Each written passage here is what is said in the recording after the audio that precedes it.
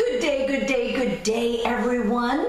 You are listening to Shedding the Bitch Radio, and yes, I'm Bernadette Boas. But if you're watching us on YouTube tomorrow, we are recording the program, and in the studio I have my guest, Dr. Stephanie Barnes. How are you? Oh, I am wonderful. You can call her Dr. Steph. All right, so what are we talking about today? Drum roll, please. We're going to talk about recognizing the CEO in you, in all aspects of you. So using her experiences in both business and life, and we love talking both areas, Dr. Stephanie Barnes shares the tools and strategies to help women elevate their life and career. Whether you report to a CEO or are the CEO of your own business, you are the CEO of your life and you need to take charge of it. Stephanie shares strategies to help you capitalize on your most powerful asset, the power of choice, to get to the next level. And the C-suite, get to the C-suite of your life, business, whatever the situation might be. So you're going to hear today, and pay attention because then I'll give you your rich question for the day, is how to be the CEO of your life. What does that mean? What does it look like? And what adjustments do you need to make in order to achieve that? How to be more deliberate in creating the lives and the careers that you desire and deserve, and how to embrace collaborative competition, ladies. Collaborative, that means nice, that means engaging, that means supportive, that means, you know, not all the other type of things. To build alliances in the workplace and marketplace, and how to live life in the end. A-N-D, and. How to live life in the and. I found that very interesting, very intriguing. So your rich question for today, and then I'll give you a rich tag so you can tweet and Facebook with us. Deborah's out there. She's not feeling really well, everyone, so maybe you want to do a shout out and say, oh, feel better, Deborah. But she'll be out there, and you can hashtag with her. So the rich question Dr. Stephanie and I want you to be thinking about is, what is that one area of your life you would like more control? You would like to be able to embrace it and really enrich it for yourself, and you want to take more control of it. What is that one area of life you'd like to be the CEO of your life? Think about it and be honest and open and acknowledge it, because self-awareness, wouldn't you agree, is key? Yes. And once you can acknowledge that, you know what, I'm really not thrilled with this part, or I think I could be doing better here, and you actually are honest with yourself, the world will open up to you. All right, so that's your one question. And okay, keep it in mind as we talk, and I guarantee you she's going to have your answers for you. And if she doesn't, which I can't believe she wouldn't, then you can always tweet and Facebook Shedding the Bitch, and then I'm certainly going to give you her handles throughout the conversation so you can reach out directly to her. Your rich tags, other than Shedding the Bitch, which you can always do, Shed the Bitch rather, hashtag Shed the Bitch, you can do CEO of Life. I love this one. C-Suite Shine. C-Suite Shine. Live the fabulous life. Or recognize the CEO. They're all hashtags. Recognize the CEO. All right? So when we get back, we're going to dive into this conversation and get you to be the CEO of your life. We'll be right back.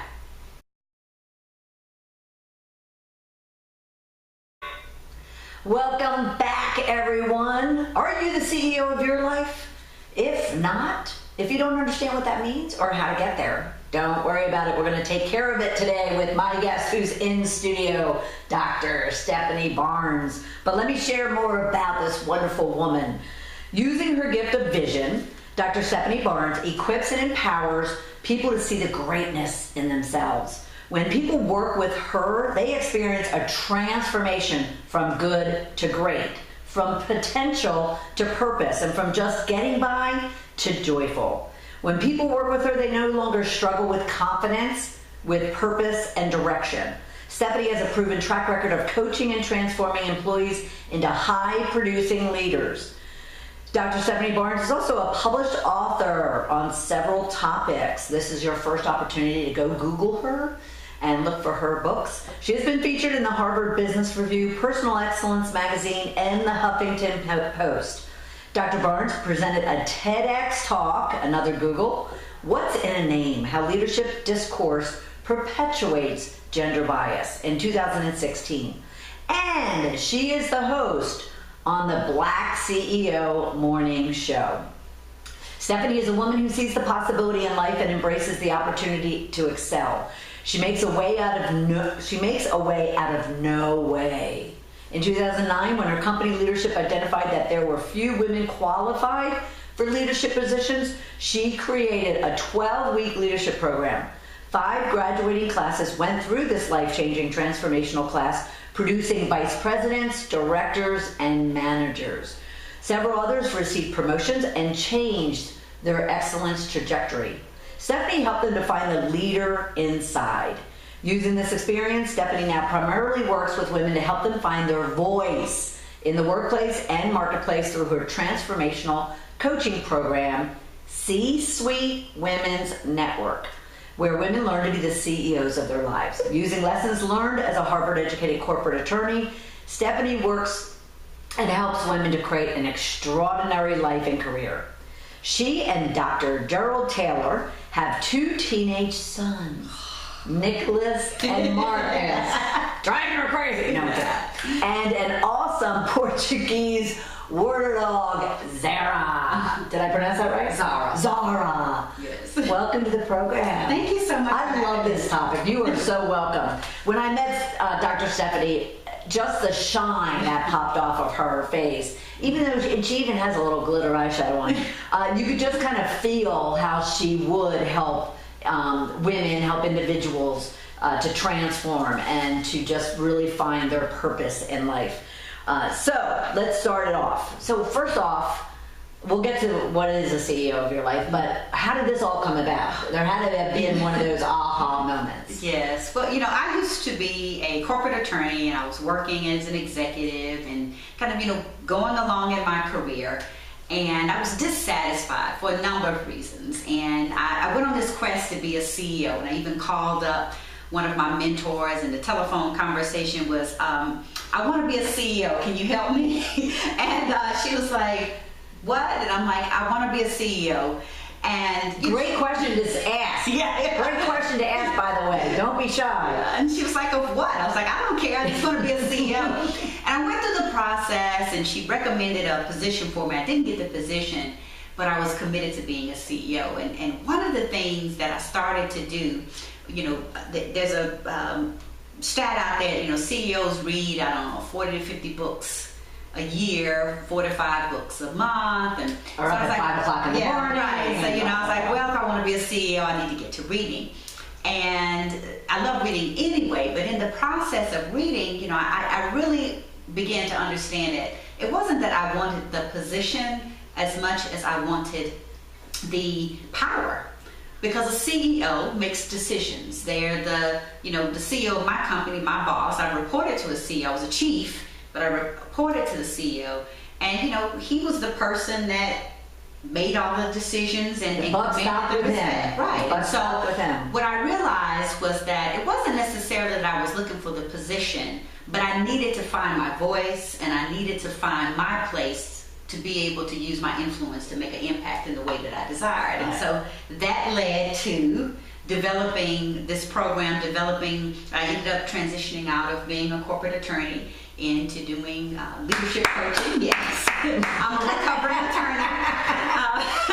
Nothing against you corporate attorneys. I adore you and I admire you. However, Yes. Yeah, very cool. Well, and at the same time, I think when you talk about that comment about power, Mm-hmm. I'm sure, because now that I've known you, it's not even about that egotistical thing. It's about more so that self-confidence, that self-control, Right. that self-awareness, that self-love. Right. All those woo-woo things, that us ex-corporate women are still trying to kind of get over, that we actually, want those woo-woo things in our lives. Yeah. That's probably what you're talking about too, Being right? able to use your influence, because having a voice and using your influence allows you to make a difference in the ways that are important to you. Right. And many women in particular, we have a purpose, we have a desire, we want to do these great things, but we've not found our voice, and we've not found a way to channel that desire into an influence that results in an action. Right. So that's where recognizing the CEO in you is important. Yeah. Because if you think about what a CEO does, a CEO comes up with an idea. They come up with a plan about how they're going to bring that idea into fruition. They develop a strategy. They work with a team, and they inspire that team to execute that strategy. And so, using the skills that oftentimes we have, in our professional lives, we're great at doing things, and we have these particular skills, but what we have not necessarily tapped into is being able to translate that skill into the personal things that we want to do. And we kind of think of ourselves as a position rather than thinking of ourselves as this suite of skill sets. And speaking of suites, the C-suite of our lives is that place where we are in charge, we are using our voice, we are able to use our influence to create the change that we want to see in our lives and around us. Okay, and we're going to come back to the C-suite comment, but I want you to drill into when a lot of individuals, and I'm going to, in this case, call out all these women, they don't get when people say you need to find your voice. They don't understand what that means. So let's kind of articulate that in a way of the even the emotions, like having confidence to say what you feel. And so could you articulate that in that way that people who do stay away from this woo-woo stuff can understand what it means to find their voice? Yes, and it has two components. It is the literal voice, giving sound to, giving a voice to your purpose, your thoughts, the way that you're able to make a change. And then it is being comfortable in that and being able to articulate it through your actions. So, it begins with understanding, your purpose, and who you are, and what your purpose is. You hear that word a lot, your purpose, your gifts, but it is really very important to distill why you exist. And I'm very practical, and I still use my corporate training and my legal training. And if you think about any company, every company has a mission statement. And sometimes it's long, sometimes it's short, but it is something that is very concise, that explains why that company exists, and from that, the influence, the impact it's going to have on the world around us. And so we need to distill that for ourselves to understand, why you're here. Because we're more than just skill set, and we're more than just these ideas, but there is something very specific that we do better than anyone else in the world. And when we operate in that space, we are then able to find the confidence that it takes to articulate, which is the other component of that voice to the world. Because a lot of times, we don't have confidence because we've replaced confidence with uncertainty, or there is uncertainty. And we're not sure about what we want to do. We're not sure about how to go about doing it. And, being the CEO of your life really boils down to understanding why you're here, and then being deliberate about living that. Right. And it's about making choices and being able to use that choice to back you up when you question what you need to say, why you need to say it, and how you need to do it. So, okay, so I'm going to get a little bit even more, I'm going to drill into that a little bit more. So, and it's going to touch on your process. So someone's out there and they're kind of waffling, I know there's something for me that's different than what I'm doing right now, or bigger, and I'm always like, there's something bigger and better than I'm meant to be. What, and whether or not I'm, I've acknowledged that and recognized that, or I've actually in some cases been fearful of it, because sometimes be careful what you hope for, you wish for. So what would your process be, or what are those one or two things that the women right now could do to kind of get a better handle as to their purpose and who they are. Because it's actually five things. There you go. 5 steps. There you go. That was on there somewhere, I'm sure.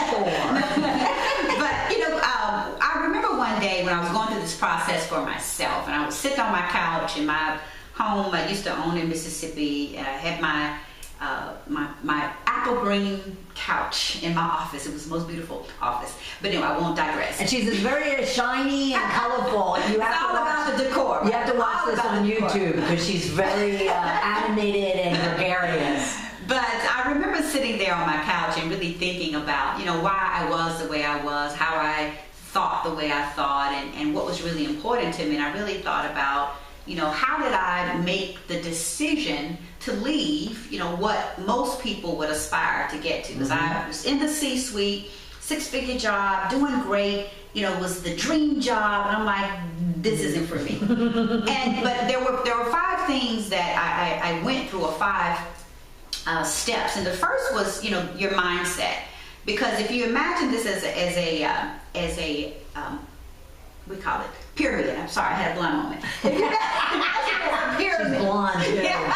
If you imagine it as a pyramid, on the bottom of that is your belief system, your mindset, because everything's mindset, right? Because the thoughts that you have right now create a future, and so many times we're creating a future we're not even aware of because we're not being deliberate in the thoughts that we allow to influence us. And because if you don't think you can, then you can't. You hear that all the time. What you believe is what you'll achieve. But it's more than just trite statements. But it's about training your mind to focus on what it is that you want to have. So that's the basis of it, the foundation. Then the second thing is people. And, many times you would think, well, I'm doing this for myself. Why do I need people? And the reason that you need people is, one, you have to be aware, two things. You have to be aware of the influences that the people in your life have on you. Are they good influences or negative influences? Absolutely. Are they supportive or are they holding you back? And that's a conscious decision women in particular have to make, because we tend to value relationships to the detriment of everything else. And ourselves. Which is, a great thing that we're nurturing. However, we can't do that to the detriment of ourselves. So one is understanding the influences that you have. And then second part of that is recognizing that even though it's your purpose, you can't do it by yourself. So how do you align yourself with people who are going to sharpen you? Does that mean getting a coach? Does it mean having accountability partners? Does it mean having mentors and people who can pour into you? But really being deliberate in that. Because you can't change people, but you can control your environment, and you can control how you allow people to influence you. Absolutely. And then the third part of that is really thinking about your systems. Because I'm a former healthcare executive, and I had responsibility for risk management, and performance improvement was a part of what we did. And I loved that aspect because I recognized early on, if I wanted to prevent lawsuits, which is ultimately what an attorney is concerned with, that I couldn't just defend the lawsuits. I really had to be sure that the underlying quality was there. So that got me into systems. And it's really being able to take advantage of tools, strategies, resources to really be deliberate in creating and recreating. Because if you think about it, everything we do is based on a system, and it's either an unconscious system or a conscious system. But the more conscious you are about the systems that you use, the more ability you'll have to replicate that success. And you're also talking internal and external systems. Like internal systems, we all have our way of going about things.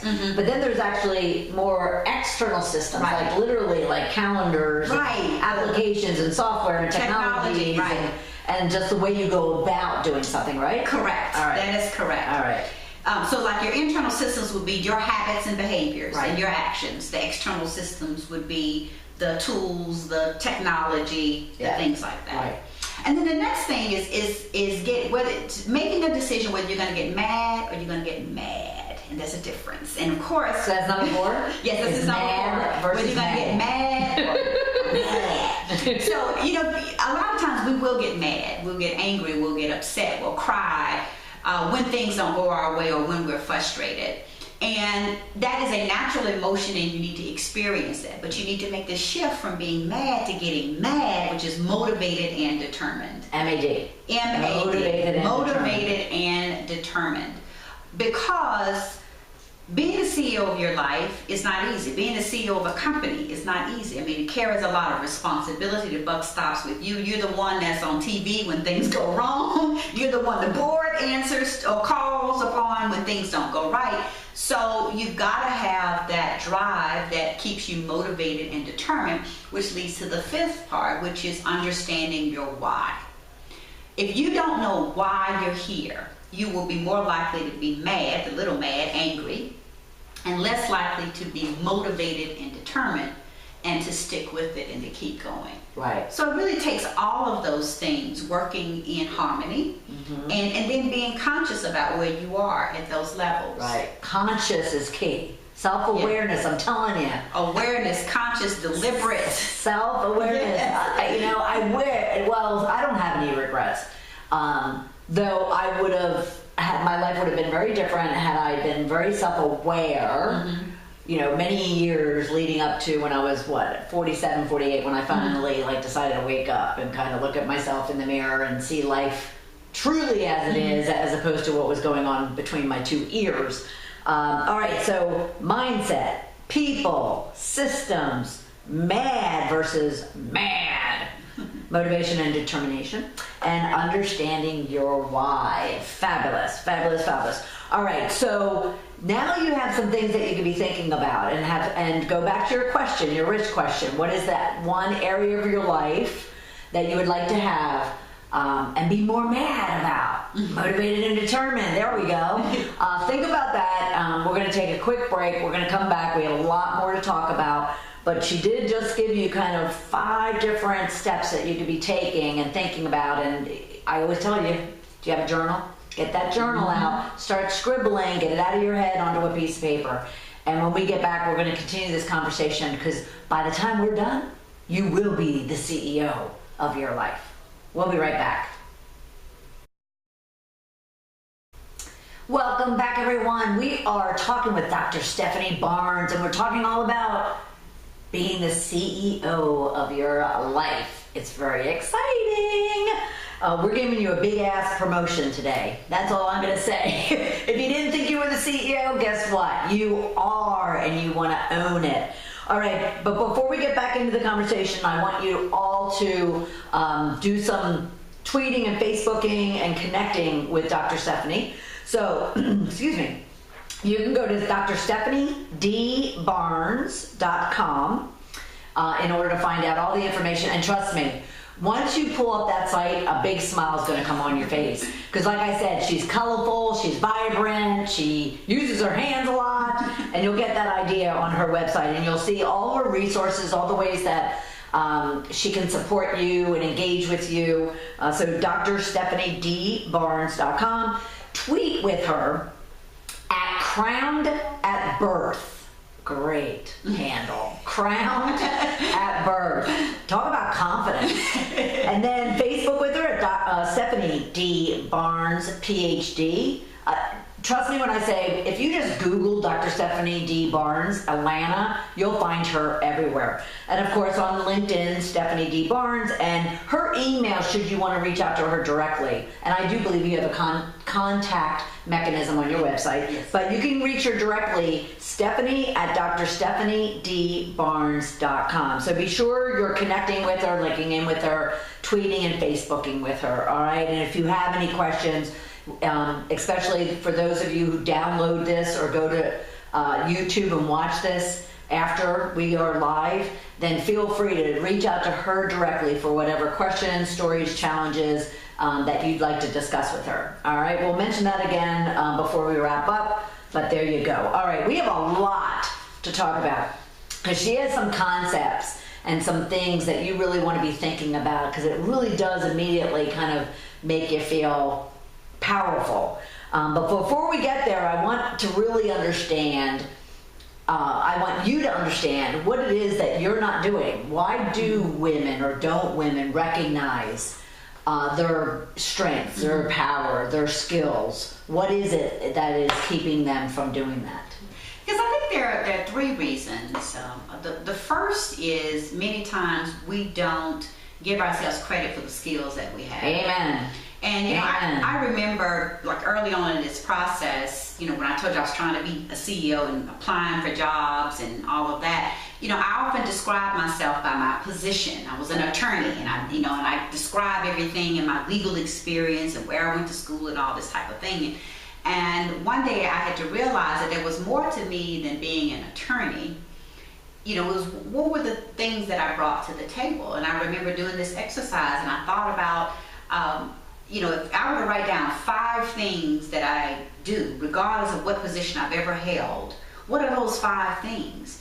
And, you know, it was 5 skill sets that had nothing to do with my position, my education, or anything. You could be a stay-at-home mom. Right. And there's those skill sets. And those are the best CEOs, by the way. Yes, you know, they are. You know, and so we really have to think about what is it that we do, the value that we have, and those transferable skills. Because, you know, for those of us who are caregivers, whether we are moms or taking care of our parents or we're the big cousin or whatever, you know, in taking care of other people, I mean, there are so many CEO skills that you have to do. Mm-hmm. And so recognizing that and giving yourself credit for, because I hate to hear a woman say, I'm just a, whatever it is. You know, because you're not just at anything. You are the skill sets, the talent that you bring, and we shouldn't undermine it. Because it's very rare that you hear guys say, well, I'm just the... Mm-hmm. No, I mean, they're going to say it with their chest, you know. So we need to do that as well, and not discredit ourselves, the value that we bring. Mm-hmm. And then the second thing is, you know, a lot of times we're waiting on validation.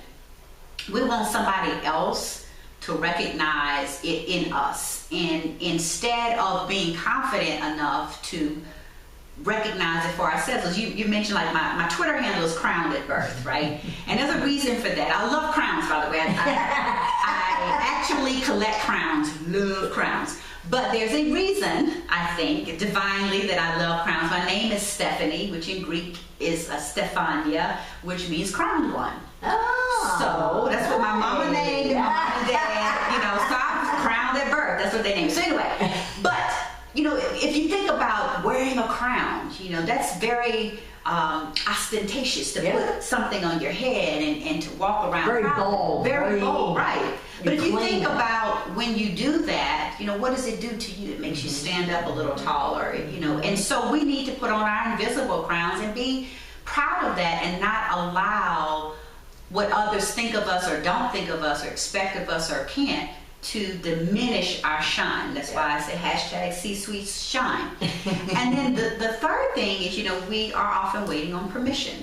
Oh, and, yes, you know, there's that big one. We need to recognize, you know, we put our big girl panties on and give ourselves permission. We don't need to wait on anybody else to say that we can operate in our full power and in our full talent and gifts and purpose. Mm-hmm. And so we just need to dispel this notion that we have to have permission to be able to shine. Right. I mean, one, you can't hold it back anyway. Right. Think about a light bulb. Mm-hmm. You know, if you were to put it in a bag, and it's, you know, it's still going to shine even though it's being covered up. And so our purpose is like that. And so we just need to give into it and recognize that we can't stop the shine, and we shouldn't.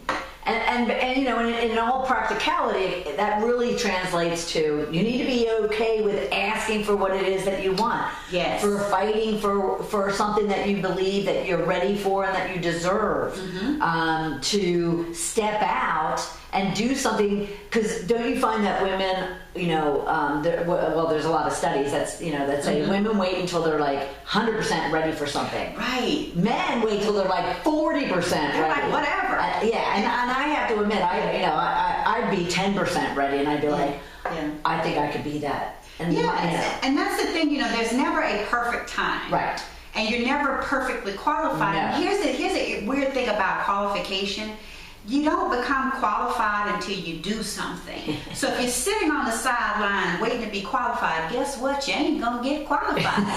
You got to get out there and do things. And many times, you know, we have this ridiculous notion of what qualified means, when qualified just simply means you're able to do the work. Right. And it doesn't necessarily mean that you have to have the certificate, the degree, the position, but you need to have the skill, because there are a lot of people with certificates and degrees and positions can't do squat. You know, so now y'all have to forgive me. I am from Mississippi, and every once It's in a true. while I would have said the same damn thing. that comes out. So you just, you know, I keep it real. So, you know, but we have to get over this blurring the line between perfection and qualification, because qualification simply means you have the underlying skill set that enables you to do the thing. Right. And many times you're not going to get the skill set until you do the skill set, so you got to get out there and do it. One or two things is going to happen. You'll surprise yourself and do it with excellence, or you'll figure out, here's what I need to work on, and then you are positioned to prime yourself for excellence. Well, because it's capability too. Right. So, you know, when you're going out there and you're trying to do something, it's not about whether or not you've ever done it before. It's whether or not you're capable of doing it. Right. So if you're sitting on the sideline waiting until, you know, you're, like Stephanie said, that you have 100% of it, that you have already executed that skill. You know, CEOs have never been a CEO until they are a CEO. Most of the time, so they never had, you know, but they have the capability to do exactly what's needed in that role. So, you know, and granted, we might not be talking to, you know, a good majority of you about being the CEO of a company, you know, today. At the same time, though, if you're sitting there as a student or as an entry level or a mid-manager or a VP and you're looking to get to the next level, then you just need to know you don't need someone to go, oh, Dr. Stephanie, you're ready, so we're going to bring you along. Or you don't need to, you know, sit there and wait until, you know, you're 100%. You need to just go and do it and feel confident. Because don't you agree? So this really comes down to your number one thing in your 5 steps that we talked about. All of that capability, all of that skill, it really kind of boils down to having the confidence within yourself that you are worthy and you're deserving, because there's that whole concept of women feel that they're, I felt like a fraud for a long time. I said, someone's going to make out that I don't deserve to be in this position. You know, and yet I knew I was. And yet I beat myself up. Yeah, that whole imposter syndrome. Yeah, the whole imposter syndrome. It's such a self-defeating notion. And I think it arises, one, because we lack the confidence, but two, because we don't appreciate the value that we bring. Yes. And I think about it like this, you know, when we breathe, you know, you're not sitting there thinking about breathe in, breathe out, you're just breathing, right? So if somebody were to come up to you and talk about what an excellent breather you are, you'd be like, what do you mean? I just do it. Just do it.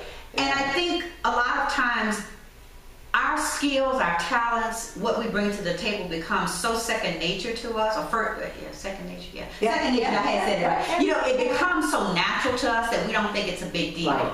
Right. And we need to begin recognizing that we're a big deal, and it's okay. And the thing is, you know, it's all about the value that you add to others and the service that you provide, the way that you're able to help someone else achieve their goal. Because in any business, that's ultimately what you're doing. You know, whether you're in a nonprofit or for-profit, you're providing a service. And you know, it's being comfortable with recognizing that, you know what, I matter, I have a value, I bring something to the table, and I deserve to be here. Because if you don't show up, then sometimes can't play. Yeah, you can't play. So you got to be willing to show up. You have to show up, or you don't get an opportunity to get on the field. So as they say, I'm horrible with whatever those analogies. I'm horrible. Yeah, that's okay. I'm horrible. Anyway, all right. Now that said, what is in your world a queen bee syndrome? Okay. Because I had a feeling that that's what you know, kind of butts up against all this. Right. And the queen bee syndrome is actually a study. It's a compilation of studies where researchers have found where women who are successful, make it to senior level positions, do achieve the CEO position, are successful in their careers, where they in turn end up being a contributor to gender bias and actually act against women rather than actively helping other women to come along. And it's born out of a fallacy and a scarcity mentality that, if I've got it, you need to get your own. In order for me to keep my power, I need to keep everything to myself. But what that overlooks is the fact that, our society is made up of different groups and alliances. And the more powerful your alliance is, again, partnering with other people, the more powerful you will be. And so, it's an interesting phenomenon that's studied largely among women. Men do it in their own way, but it seems to be more prevalent among women, and it's where we work against each other. And instead of, once we get to the top or once we get to a certain level of success, instead of bringing others along, we actively work against bringing others along. And again, it ends up hurting us more than it hurts other people. So I have a question, only because I have a reason for asking, and I'll mention it afterwards. Do you find, because you were in corporate and you're now in the entrepreneurial world, and you even work back in the corporate world, do you see that to be a corporate thing, or is it an entrepreneurial thing, or is it a woman thing? I think it's a woman thing in the sense that it happens among women, and it stems from our reactions to the inequalities that still exist among men and women, right. between men and women. And so it's counterintuitive to discriminate, if you will, or to have a bias against someone who's in your social group. Because I'm a PhD, I'm a nerd, I study all these things too. So this social group theory. So anyway, hopefully I don't revert too much into my nerdy self. But when there's I alluded to this, where the more powerful your group is, the more powerful you are. And if you think about queens and kings and political alliances, if you think about the alliances that have run the world over history, it has all been comprised of different groups. And, there are very few people that have gotten to the top of the world hierarchy by themselves. Right. And so, and I think sometimes women have, because it is difficult, because when I was in corporate, I was often the only woman or one of very few at the table, and often one of the only leaders of color, which is a whole different issue. And so, I was always trying to figure out, where do I fit in? And, it required me building relationships with other people, and oftentimes it wasn't other women, because there weren't any other women to build that relationship with. But what I figured out is that, if I wanted to keep my place at the table, that I had to bring value, and I couldn't bring value by myself, and so that meant I needed somebody else at the table, because it's, the more voices, to get back to this concept of voice, if you're the only woman voice at the table, well, you're an anomaly. The more you have another woman at the table, well, now, okay, it's not just you, it's you and someone else. You have a consensus. That's the whole concept of business. Right. You have someone to second your motion. When you think about it. And then you have another woman at the table. And so it's all about building these alliances. Right. And again, not for the purpose of taking over men or pushing men away from the table, but just making sure that our voice is represented. Yeah. Because women do bring a diverse voice. Right. That needs to be heard in its own way, and it adds to the conversation. Right. It adds to the discussion, and we need to make sure that we're at the table, because if you're not at the table, you don't have an opportunity for your voice to be contributed to. But going back to that queen bee, you need to be confident and secure in yourself to bring the women along that can then, even right there, you have your alliance. You purposely, deliberately, as the word you use, create your alliance by helping other women. I was there. I was that that person that, you know, was just about me as I was climbing the corporate ladder. And I preferred engaging, if there was anybody I was pulling along, I preferred it being the men, because if it were the men, that made me more valuable, I thought. Right. Until I kind of even went out on my own, meeting all these like fabulous women who are on their own, and realizing that they have more power than, you know, a lot of the men that I was spending so much time trying to be in favor, you know, with. Right. So no queen being. Yeah. You know, the only way if you're going to be a queen, be a queen. Yes, be a queen for everybody, not just, you know, for yourself. Right. Yeah, absolutely, absolutely. All right, we're going to take one last quick break, and then we'll come back and wrap up with a couple of other additional questions, and we'll be right back.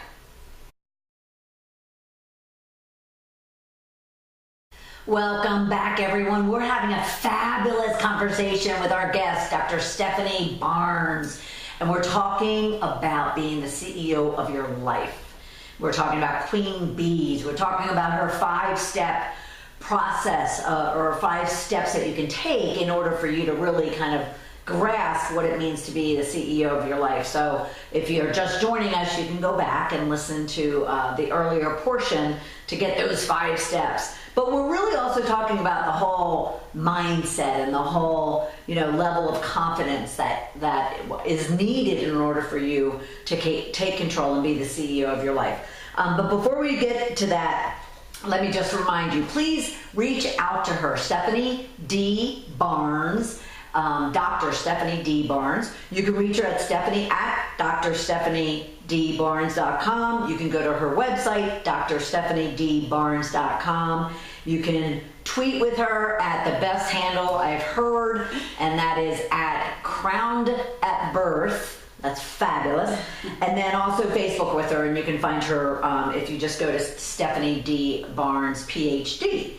Google her. Trust me, you'll find her everywhere. And I want to remind everyone, she has a special gift for you. If you were to go to c-suitewomenswebinars.com, c-suitewomenswebinars.com. She has a free webinar on You Deserve a Promotion, 5 ways to guarantee you get it. Is that right? Yes. Guarantee you get it. Yes. c-suitewomenswebinars.com. It's her free webinar, so check that out. And then also check out her resources on her website and all the things that she has contributed to and how she can help you in your business or life. All right? Okay, so before we wrap up, I really need to understand about living life in the and, A-N-D. Yes. What is that about? Okay. Well, you know, that came about as a result of the constant struggle I've had, and as many women have, in trying to balance all of the different roles that we play in our lives. And, you know, I was a wife, mother, still am a mother, you know, attorney, community leader, doing all of these different things. And I often struggled with, you know, how do you figure out how to be this or that or this or that? And what I had to come to appreciate is that it wasn't about being or. Living life in the or is the alternative. Are you going to be a wife or a mother? Are you going to be a woman or a career? I love that. You know, because a lot of times we box ourselves in by thinking we need to choose either or. Living life in the and means you're being deliberate about what it is that you want, and you're using tools, strategies, resources to do the things you want rather than choosing between them. So you can be a wife and a mother and a career woman and a business, whatever it is that you want to do. It doesn't happen magically. It doesn't happen easily. But when you're deliberate about it and you become the CEO of your life, right, you can then live your life in the and, where you're not sacrificing anything, but you're being deliberate in using strategies, tools, resources, teams, those 5 steps to figure out how to do all of these things. And I kind of think back to, you always hear to say you can't have it all. And there's truth to that, and there's a fallacy to that. Well, you can have it all, but maybe not all at one time. Maybe it's in steps, maybe it's in phases, maybe it's a little bit of this, but it's all about being strategic. Right, and deliberate. I love that word. I think it's very relevant. Right, because I think, we relegate ourselves to the or, because we say we want this and then we kind of sit there, and like... It gives us an easy out. Yeah, we throw our hands up. We don't get it. I can't get it, you can't get it either too. Right. And what's the point of cake if it's not to be eaten? Yes. So you have to choose. You have to rely on the power of your choices, and you're never powerless. Yeah. What's your middle name? Denise.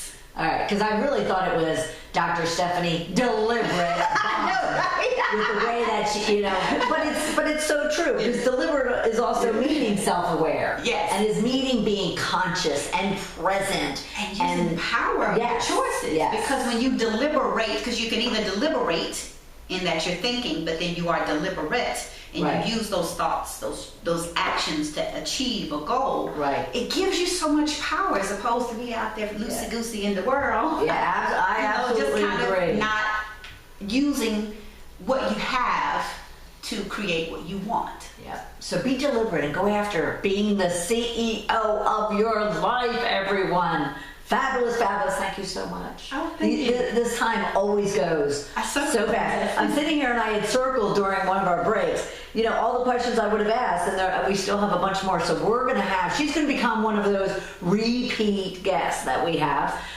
because there is so much more that we would want to talk with her about and gain from her. So thank you so much for being part of the program. This was awesome. Well, thank you for having me. Oh, you're so welcome. You're so welcome. All right, so I want you to go to Dr. Stephanie D. Barnes.com, learn all about her, reach out to her, connect with her, link in with her, tweet with her at that awesome handle at Crowned at Birth. That's fabulous. And just kind of relish in being the CEO of your life. I want to remind you that over the next couple weeks, we have some fabulous guests. Catherine Carrigan joins us again to talk about the difference between pain and suffering. It kind of goes back to everything that we're talking about. It's just, do you actually use that pain to create, a suffering for yourself, or you just see pain as something that you might deal with, but you don't necessarily need to suffer through that pain. And then we'll talk to Andrea Arena all about kind of staying sane and getting organized and kind of dealing with the chaos that life can present you at sometimes. Again, I want to remind you tonight, prayers go out actually all the time for anyone that is suffering, anyone that is going through a hardship or a tragedy, especially those right now between Irma and Harvey, all over the country. Even the West is going through some major firestorms. So just keep each other in your prayers. And yet tonight, the Hand in Hand special fundraising will be broadcasting on all the major channels this evening. So tune into that and see if there's a way that you can, donate something, no matter how small or big it is, and help to bring relief to so many people that are suffering. We will talk to you this time next week. Thanks everybody for joining us. Have a great week.